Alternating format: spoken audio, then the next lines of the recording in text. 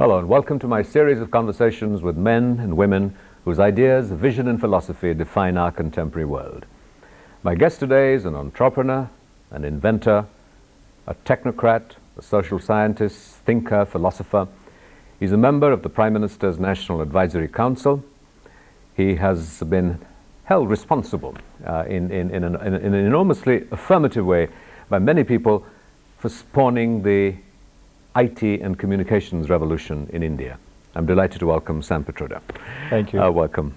You have been talking recently about how the IT revolution could in fact take us back to Gandhi's notion of a self-contained village.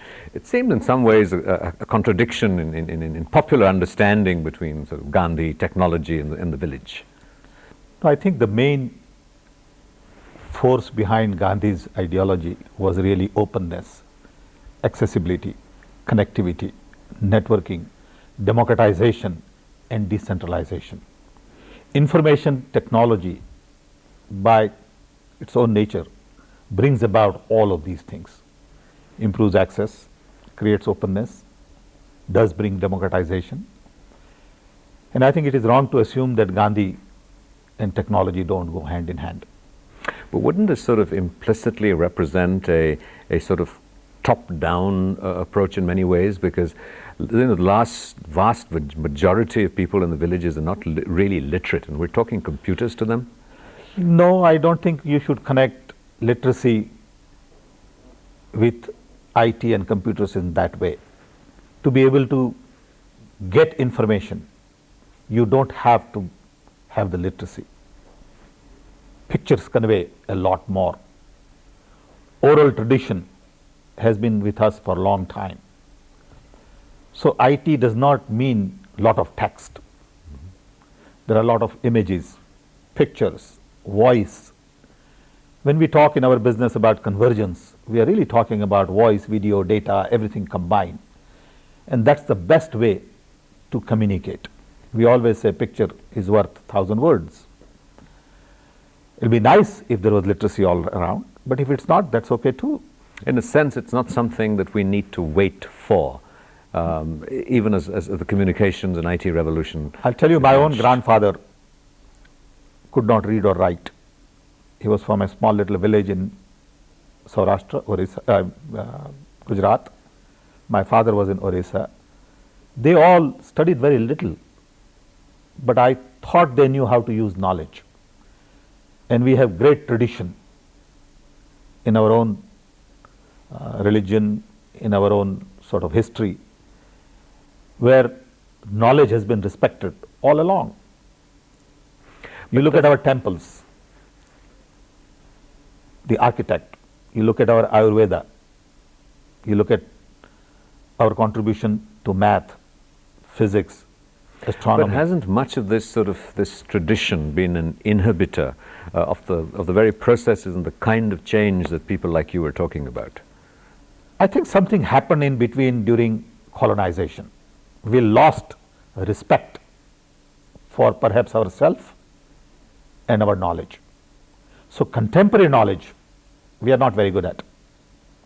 And in the process we have lost traditional knowledge.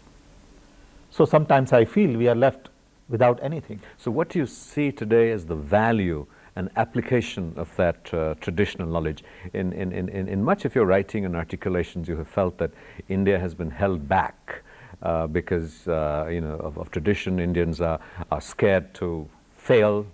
I think to some extent, and I have said this many times, we have lost our self-esteem. We have lost our confidence. We must recognize that this country today has roughly 500 million young below 25, and they are very different. They don't have the hang-up of the past that people like I have. I am a product of independence era. I was born in 42, had all kinds of hang-ups. I grew up with it, came out of poverty Today's children are very different. So what were these hang-ups that you felt restrained you? You went to America as a young man and struck, I don't know how many, 20, 30, 50 patents. I've been getting different figures from Probably over 100. No, probably over 100. Well, 100. Yeah, it is over 100. So what were the inhibitions that you felt that tradition imposed on you? I may have escaped some of the tradition by accident. But when I talk of myself, I am talking about the whole generation, my generation. I may have been lucky enough to just sneak out at the right time and be at the right place. But all of us had lack of confidence. All of us looked at West for solutions. All of us wanted to copy the Babu around. In fact, you have said that a lot of our efforts and successes in the IT revolution, in a sense, have been wasted because they have been directed at finding solutions to the problems of the West and not our own problems. Absolutely. I've been saying it again, time and time, that today, world over, best brains are solving or busy. They are busy solving problems of the West and rich. They really don't have major problems to solve. And as a result, poor in the developing world don't get the best talent to solve their problems, which are much more complex. I mean, people talk about spending money on aid versus malaria. People talk about higher education versus primary education. There are all kinds of issues. World over, because it is paying, people go off to West looking for prosperity, jobs, wealth, because they find at home there isn't much. So what do you see as the applications of technology towards solving these problems that you're talking about? A lot of people believe and applaud and see your communications revolution, the IT revolution, C-dot, and all the things that you did, sort of 2 decades ago, as being catalytic to the transformation of technology in its use in India. What do you see as the primary applications and potential today? See, first of all, we must recognize that technology is problem solving. It's not urban, not elite, not exotic, not fancy, not sexy. There is technology in everything we do. Technology is there to reduce cost, improve access. Technology is there to improve productivity, efficiency. And we have lots of problems to solve, whether it has to do with water, sanitation, education, health, housing. These are all the fundamental basic human needs that we have not been able to address properly. You go out and see the garbage, and you need technology to clean garbage as well. So I see a need for technology all over in India. But I find that the mindset is very different. People think technology is satellites, software, fiber optics, computers, but that's not true. So technology is required in villages, required at home, required in workplaces, required in government. I mean, the other day I was at a planning commission and talking about e-governance. Today, we still continue with the same old filing systems that we had 50 years ago, maybe 70 years ago in the government. In spite of all this knowledge and expertise in India on software, we haven't computerized our files. Now, why do we computerize our files? One, it reduces space, so you don't have racks and racks of useless paper. Improve speed, easy to transport, easy to consolidate. This is a technology, it's all there. Why aren't we using it? Because we are afraid to change. You're watching A Conversation with Sam Pitroda. We'll be right back after a short break. Don't go away.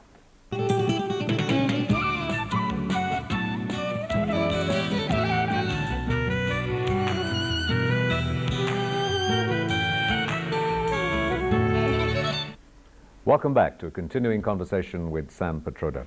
We were talking about the applications and huge potential and need for technology. But surely technology has its own problems, from the societal, the alienating effects of technology, the polluting dimensions of technology. Isn't there a fear that somehow this might just all go overboard? I mean, much of the garbage that you talk about that we're looking for technology to clean up is really a product of technology. Much of the environment that we're looking for technology to clean up is a product of technology. It's like anything else. It depends on how you use technology. I mean, look at the technology of atom bomb. How we use technology. Same technology will create a lot of energy and power. So it's all up to us as to how we want to use that technology. We have really not focused on using technology for the masses. That is the challenge. Once again, because it's not paying, so people don't spend a lot of time solving those problems. So what kind of sort of mechanisms, safeguards, articulations, insights do we need to make sure that this technology that you're recommending for the masses, and I think there's a fairly broad-based consensus, even though it's not always acted upon on this ideal, doesn't really become a liability? Well, first of all, we need open debate and discussions and understanding about technology, and then really get large number of young people mobilized to use technology to solve local problems. Like I said earlier, we will have 500 million people below 25. That means the largest workforce in the world will be in India. Everywhere else, population is aging. What kind of world we are going to create for our young? Tell us, what kind of world are you going to help us create for the young? And what are some of the, you've just met the Prime Minister, you've met, the Chairman of the Planning Commission, you have access, yours is a voice that is heard. What is this voice saying? My inner voice, let's talk about that first, then my sort of public voice. My inner voice says, we can't go on like this. My inner voice says, this country needs generational changes, whether it is administrative reform, judiciary reform, political reforms, or whatever. The only strength we have, unfortunately, is our people, or fortunately. We don't have huge raw material, base, forest, natural resource. As a result, I am convinced that our future should be based on harnessing knowledge. Can we really be the global power in knowledge? Can we be the real hub for rest of the world when it comes to all kinds of knowledge? But isn't that a huge aspiration? You're talking about being a hub for knowledge. Look at the baseline that we're starting with in terms of research, primary research, pure sciences. We're at level 0. But all of that can be changed in one generation if we put our mind to it. What it means is we got to restructure our universities, science and technology laboratories, education system, work culture, work ethics, work norms, work values. Of course, it's asking for a lot. But that's what my heart says. Now, what does your public voice say? Public voice says, can we sensitize people to these needs? Because a lot of people would think this is, like you said, maybe a pipe dream. But I'm convinced that in India, you got to aim at the moon if you want to touch the roof. Is that really the scale that you see, the roof and the moon? No, the message is, got to always aim high. If you come short a little bit, don't worry about it. So somebody will say, look, you didn't quite meet that objective, that's fine. As long as you go 40%, 30%, 80%. Keep at it, it's a process and not a product. There are no deadlines in life. There are no achievements. To me, there are no victories. It's a process. What looks like a victory tomorrow may not be a victory 3 years down the road. Just keep at it. And I think that's where Indian philosophy comes in handy. Just focus on your karma. Don't worry about what would other people think. So what do you perceive as your karma. Here's someone, 1964, goes off to the United States, lives there, feels a commitment to his home country. The United States is a melting pot of immigrants in any case, but he has this sort of love for country, or a passion for what was his country in a sense. So what is this karma that you feel that drives you and brings you to India? In fact, America is now your sort of your chosen country. I have been in US for 40 years. I was born and raised in Orissa of Gujarati parents. In between, during Rajiv Gandhi era, I moved here for 11 years, changed my nationality back to Indian, and I thought I had the best time of my life. India grows on you. As you move away from India, you come much closer to India. This is really a land of contrast, and that is the contrast. I can't forget India. It's always with me. But then again, I'm one little human being out of billions. I have limitations. I can do only so much. And I want to do whatever little I can do, not for anybody else. I got to do it for myself. I want to get involved in whatever way I can. I wish I could do more. I'm at a point in my life where I have a little more free time. Children are grown up. I'm 62 years old. And I want to come home on and off. I wish I could move lock, stock and barrel here, but I can't do that. What will it take to get you back to India? Obviously, at the end of that sort of I'm decade plus, you went back. No, I tell you, a lot of people don't know. I went back because I ran out of money. I had a heart attack. I had a quadruple bypass. Rajiv Gandhi died. And all of a sudden, I had 2 children ready to go to college in America. I had no money to pay for their tuition. There is no way I could survive then. So I went back, built my life all over again. But then I was 53 years old. I did not have visa to go back to US. I had a tourist visa. I couldn't work on tourist visa. I had to start all over again. I was scared. Having lived in India with 3 drivers and cooks and all that, I had to go and wait in line to get my driver's license. Take a written exam, which I thought I'll flunk. But it was an interesting experience as well. Now I'm set, children are grown up, but I still have some health issues. So family is always very concerned about my health, rightfully so. And I spend as much time available to me in India. I have terrific friends. This is a great, great place for me. So in a sense, that must have been a very exhilarating time for you. Rajiv Gandhi sort of represented this great promise, a revival of Camelot. Absolutely. I used to tell my wife then that when I was 19 years old, I fell in love with you.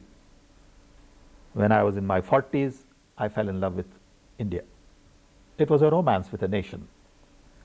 And there is no substitute for it. There's so much that one can do, so much that needs to be done. Lots of good people, lots of talent in young. How do you get all these things going?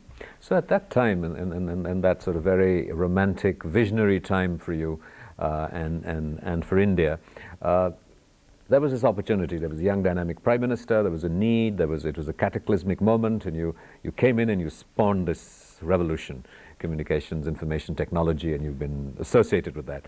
You're now back. The Congress is back in power.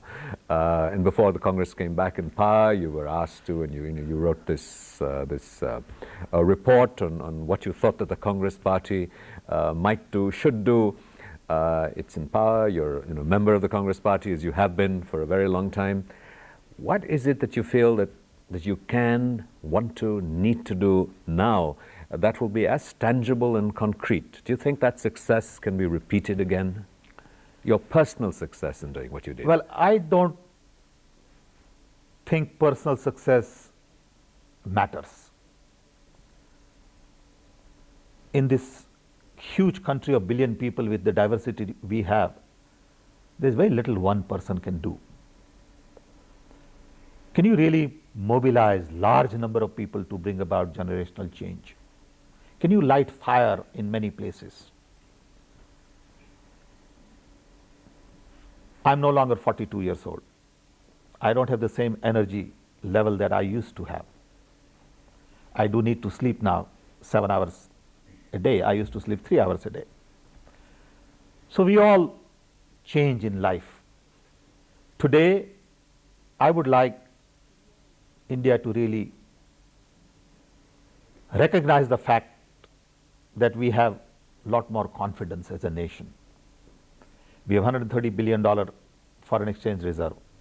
We have success stories in IT, computers. Our NRI community has arrived all over the world. We are a strong democracy. How do we play a major role in the global marketplace? We'll come to that in a moment. You're watching A Conversation with Sam Pitroda. We'll be right back after a short break. Don't go away.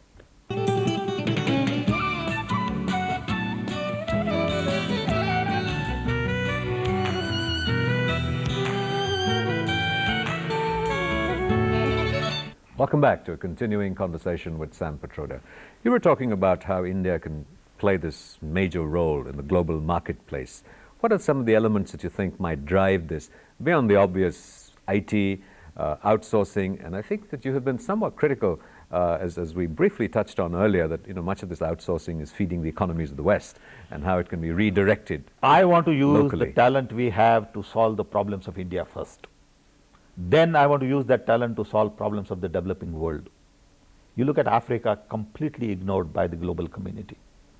I think we have the tools to not only help us, but also help many other developing world. You have said, Indians are, a lot of your writing has these sort of wonderful one-liners, and I think one of them was that, Indians are poor, but India is rich. Absolutely. I think that's one of those. Absolutely. And how do you tie these two things up? Look at the diversity in this country. Look at the colors, the sound, the smell, the spices. I mean, where do you find all this? Everywhere else it is all monotonous. India is so diverse. And I think diversity brings about innovation in many ways. But isn't that also, in a sense, a liability when you compare that sort of diversity, that emphasis on individuality, with the notion of the sameness, the monotony of technology and the assembly line? So hasn't that diversity in many ways been a liability? Overall, assembly line concept is gone. Economy of scale versus economy of scope. We are now in an era where there is economy of scope. Every car coming out of production line is different. Color, features, and that, I think, is India. Every person is very different. I want to capitalize on this diversity. How? I think we need to really learn to celebrate our diversity. We need to really create more products, different services, understand knowledge. Earlier I talked about capitalizing on knowledge base. And I also talked about the fact that we have large human resource. I think we could be the global capital of all kinds of knowledge, whether it's in biotechnology, agriculture, mathematics, physics, you name it. I see this man sitting in front of me with this grand vision, a great passion for India, a person of great entrepreneurship, of great inventiveness. Aren't you frustrated by the lack of specifics, of specific initiatives to follow through this grand vision? True, in a sense, you do feel frustrated, but so that also gives you strength. So what are these specific, precise initiatives? I think one major frustration really comes out of our inability in the governmental systems to make decisions and go forward with speed of light. Everything takes too long. People are afraid to make decisions. All our processes are from the past. When I was at the Planning Commission, I said to Deputy Chairman Dr. Montek Ahluwalia, I said, look, I would spend more time in looking at all our existing processes and procedures, streamline those, and then computerize. So the e-governance effort should not be aimed at taking our existing procedures and computerizing it. I want to question everything we do today. Do we really need 300 forms? Can we go by with 10 forms? Do we need 3 copies of everything? Do every department have to get involved in everything? If I'm going to start a company, do I need to go to 13 different departments? Why? Who came up with this idea? I want to challenge everything we do. And that requires inner strength. I want to ask question about every little detail. How do I open a bank account? Why should I fill this form? Then, if we come up with a simpler way of doing it, and if we computerize that, e-governance will have meaning. So what is Sam Pitroda willing to put himself on the line to do in this regard? You feel so passionately about it.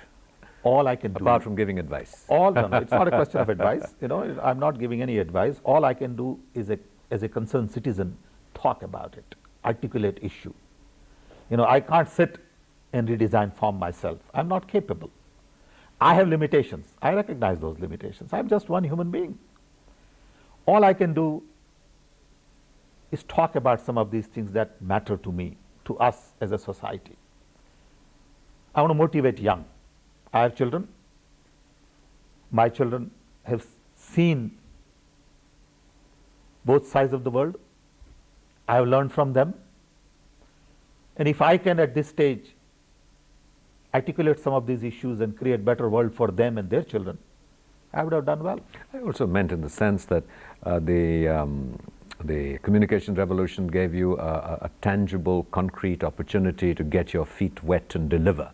So in what ways are you willing to get your feet wet in your current passion? Not in the same way. If you are trying to get me into a box, I am not at a stage in life where I need 9-to-5 job. I cannot go to office at 9 o'clock, come home at 5, sign a file, look at a job order, ask somebody for a meeting. I don't want to do that anymore. So what gratifies you today and what drives you today? Dreaming. I like to dream. What interests me today is to dream a dream that nobody has been able to dream. A passion for grand vision, not just for India, but for humanity. I go give a lot of talks in US, in Africa, and I think dreaming is very important to me. So tell us the most vivid dream that you dream. I think today the most vivid dream that I'd like to dream is to make India a really knowledge capital of the world. I think it's there. We just need to put all our pieces together. I think in that dream I see future for 500 million young in India. In that dream I see future to clean up our mess. In that dream I see prosperity for people of India. In that dream I see a path for large number of people. India needs multiple dreams. In this dream I see multiple dreams. Well, we applaud that dream and share those dreams. Thank you very much. Thank you. This has been a great privilege. Thank you. Thank you.